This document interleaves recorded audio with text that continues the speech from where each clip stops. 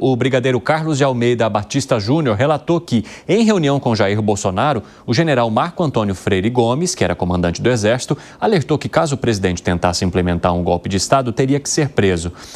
Janaína Camelo vai trazer as informações para a gente agora, porque nesse encontro o ex-presidente e os ex-comandantes das Forças Armadas teriam debatido sobre outras hipóteses de atentar contra o regime democrático. Conta os detalhes porque eles agora foram liberados ali pelo Supremo Tribunal Federal, né, Jana?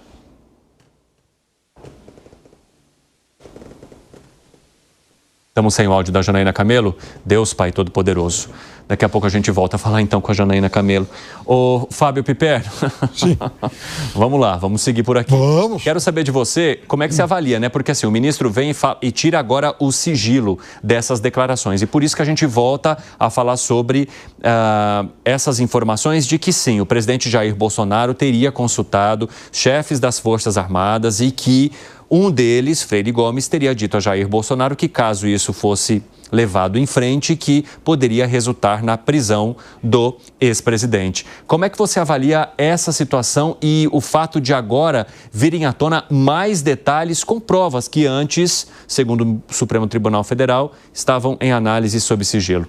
Bom, primeiro que a gente tem que entender que o brigadeiro Batista Júnior, ele não foi colocado no governo pelo PCO, por algum partido stalinista do Brasil, ou pelo PSTU. Ele foi nomeado ministro da Aeronáutica pelo presidente Bolsonaro. Logo, ele jamais foi alguém hostil ao governo Bolsonaro.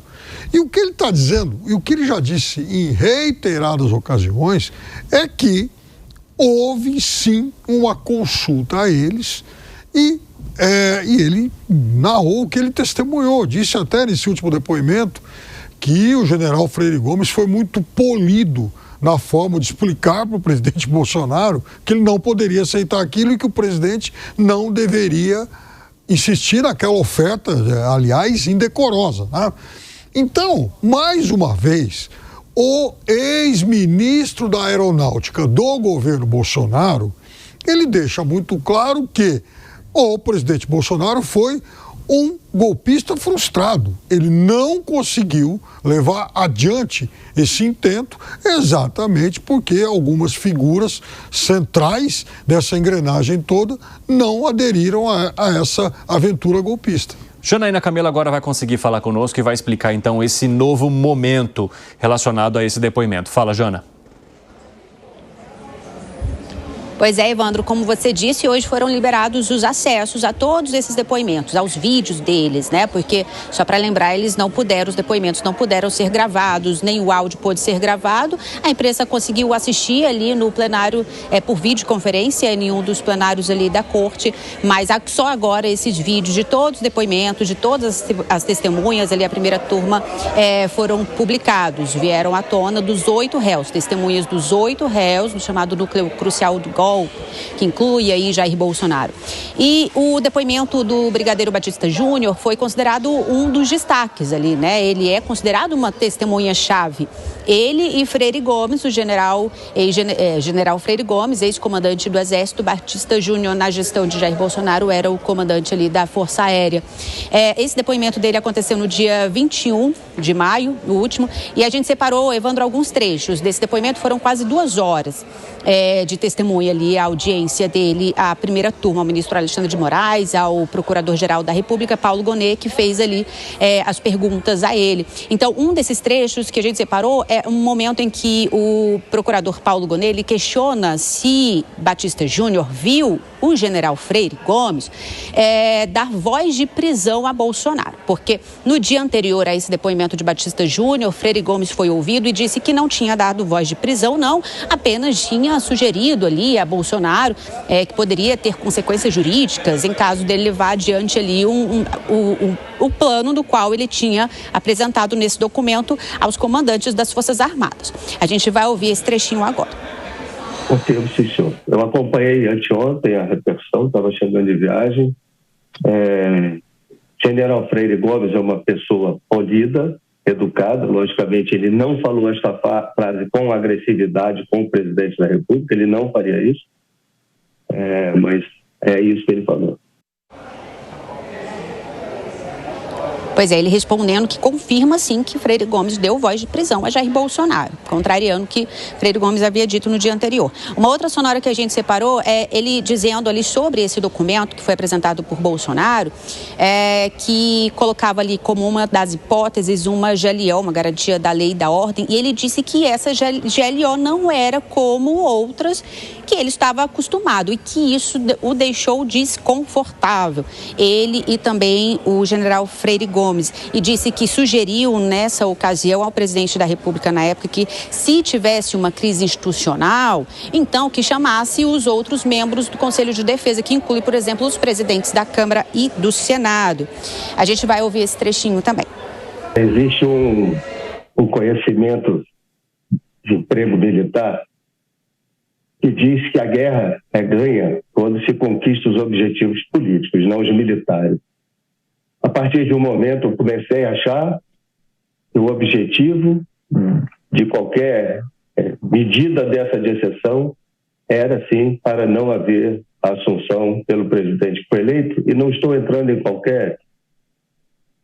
na seara de ideológica ou pessoal. E a partir desse momento, eu digo para o senhor que isso aconteceu do dia 11 ao dia 14, eu fiquei bastante preocupado. E aí, na sequência, Evandro, ele é questionado pelo PGR também, se nesse documento havia aí não nesse documento, mas no que estava sendo discutido ali, havia também uma sugestão de prisão de alguma autoridade pública. E aí ele cita o nome de Alexandre de Moraes. Vamos ouvir. Pois é, senhor. O ministro Alexandre de Moraes. E havia se explicava... Isso era no brainstorm das reuniões, isso aconteceu. Desculpa por interromper. Não, por favor, pode continuar. Isso. E eu lembro bem que nisso daí houve a seguinte discussão: vai prender o presidente Alexandre de Moraes, que é o presidente do TSE, vai. Em outro momento, o brigadeiro Batista Júnior fala sobre como Almir Garnier se portava nessas reuniões. Almir Garnier, ele é um dos 8 réus, né? Nessa suposta tentativa de golpe de Estado. Ele diz o seguinte, que nessas reuniões onde Bolsonaro apresentou aí esse documento, essas hipóteses, Almir Garnier se mostrava muito passivo, enquanto ele e o general Freire Gomes já tentavam ali demover o presidente Bolsonaro da ideia de levar adiante essa hipótese, essa intenção que ele demonstrava. A gente vai ouvir também. A postura do almirante Garnier, desde o início das reuniões nossas, era de muito incômodo com o processo que estava se delineando, infelizmente. Eu lembro que uma vez, doutor, eu falei para ele, nada pode ser tão pior para as Forças Armadas do que nós não termos uma postura de consenso. A gente vai mostrar só mais um trechinho desse depoimento, onde ele é perguntado se ele é perguntado pelo Gonê se ele sofreu ataques, algum tipo de ataque por não ter concordado ali com uma suposta trama golpista. A gente vai ouvir isso. Depois de que o senhor se opôs à minuta de uma forma tão enfática, o senhor sofreu alguma espécie de ataque, opressão, presencialmente ou virtualmente? Muitas. Não só minha pessoa, mas a minha família. O que foi muito difícil, viu? E aí ele cita o nome de Walter Braga Neto como uma das fontes desses ataques. Só lembrando que todos os réus serão ouvidos, né, Evandro, a partir da próxima segunda-feira, todos eles presencialmente, a não ser Walter Braga Neto, porque ele está preso. A audiência dele vai acontecer por videoconferência. Todos os interrogatórios dos 8 réus começam na próxima segunda-feira. Com você. Valeu, Jana. Obrigado pelas informações. O depoimento do brigadeiro te chamou a atenção para além daquilo que já acompanhávamos até aqui, Alan Gani? Olha, não, confirma a hipótese que eu tenho inicial, o que eu venho sustentando, que basicamente houve uma consulta, houve uma cogitação para acionar um estado de defesa, um estado de sítio. Evidentemente, você precisa do apoio das Forças Armadas e depois o aval do Congresso Nacional. Isso, para mim, de fato, ocorreu. Algumas testemunhas negam, outras confirmam. Agora, o ponto é que isso não foi adiante. Então, não houve uma execução concreta, a gente ficou apenas nos atos preparatórios. Não houve o uso da violência, da grave ameaça. Lembrando que não há nenhuma ligação concreta, pelo menos essa é a fragilidade da peça da PGR, deste entorno de Jair Bolsonaro com o 8 de janeiro. E também o 8 de janeiro é questionável se foi golpe ou não, dado que não teve movimentação de tropas. José Maria Trindade, como é que você avalia, hein? Pois realmente confirmou, né, o que já sabíamos. Eu já tinha conhecimento desse diálogo, desta reunião. A reunião foi toda confirmada. E o que fica com certeza é que havia a conversa e que o então presidente quis saber o que aconteceria se houvesse qualquer possibilidade dele continuar no cargo. E ali, depois dessa conversa, tudo indica a tendência do que eu vejo, o que eu vi, e eu acompanhei isso de muito de perto, é que a partir dessa conversa, a partir desta reunião, acabou, zerou e cancelou qualquer possibilidade de continuar com a ideia. Então, não houve a tentativa. Esse, eu insisto aqui, que é um crime tentado, né? Não precisa acontecer. Só de tentar ou tentar já é. Mas é que não houve a tentativa. Mas até aí, o planejamento, a ideia aconteceu. E essa reunião é muito importante. Foi muito importante. Primeiro que ele viu que não tinha apoio das Forças Armadas. Sem apoio, sem o fuzil não se faz, não se faz com caneta ou com rede social um golpe ou uma quebra da democracia.